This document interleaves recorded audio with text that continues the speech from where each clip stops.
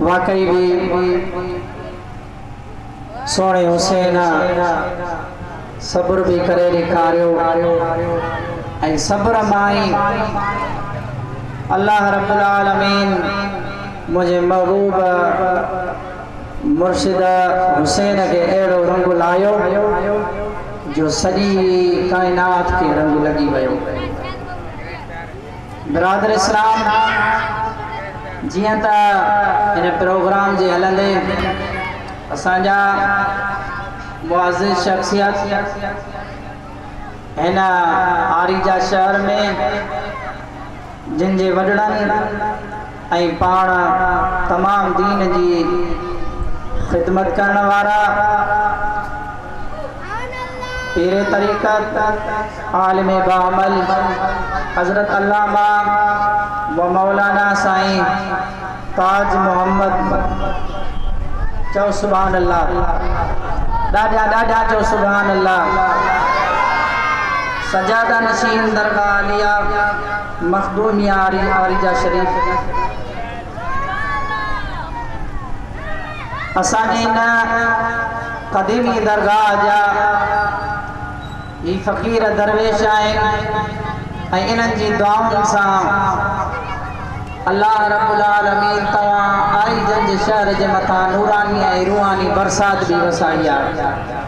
हीउ शहर जेको आहे हक़ीक़तन पुछा कयो वञे असां त नंढा आहियूं पर जे अगरि तारीख़ुनि जे हिसाब सां लिखियो वञे थो ऐं वॾनि किताबनि में भी लिखियो वञे थो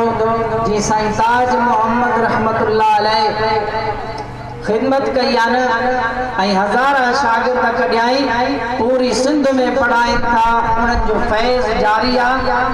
पर शायदि त अहिड़ो आलिम दीन असांजे पाकिस्तान में ॿियो कोन्हे को। इहा तव्हां असांजी ख़ुशनसीबी आहे ऐं हज़रत साईं मुफ्ती साईं हिदायतुल्लाह रहमतुल्लाह अलैह पाण क़िबला अल्लाह साईं जो उन मज़ार जे मथां उनजी तमाम किरोड़ा रहमतूं हुजनि ॿिन्ही बुज़ुर्गनि जे मथां। इन्हनि ॿिन्ही शख़्सनि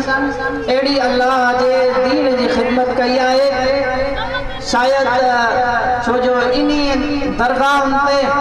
अहिड़ा बुज़ुर्ग पढ़ी विया आहिनि जंहिंजो अॼु पूरी सिंध में फैज़ हली रहियो आहे। तव्हां आरिजन शहर वारा जेके आहियो न इहे ख़ुशि नसीब बि आहियो जो अल्लाह रब्बुल आलमीन अव्हांजे टुकड़नि सां तव्हांजे घरनि मां उन्हनि मानियूं वठी खाधियूं हूंदियूं ऐं अल्लाह रब्बुल आलमीन उन्हनि खे अहिड़ो मक़ाम ऐं शान बुलंद अता फरमाए छॾियो जो पूरी सिंध में अव्हांजे शहर जो नालो बि आहे, अव्हांजे शहर जे रहंदड़नि बुज़ुर्गनि जो बि नालो आहे। अल्लाह खां दुआ आहे अल्लाह रब्बुल आलमीन हिननि बुज़ुर्गनि जो असांजे मथां सायो ता क़यामत ताईं हमेशा रखण जी तौफ़ीक़ अता फरमाए, हिननि दरगाहुनि खे क़यामत ताईं आबाद रखण जी तौफ़ीक़ अता फरमाए। रब्बुल आलमीन इन्हनि जी मज़ारनि जे मथां किरोड़ा रहमतूं अता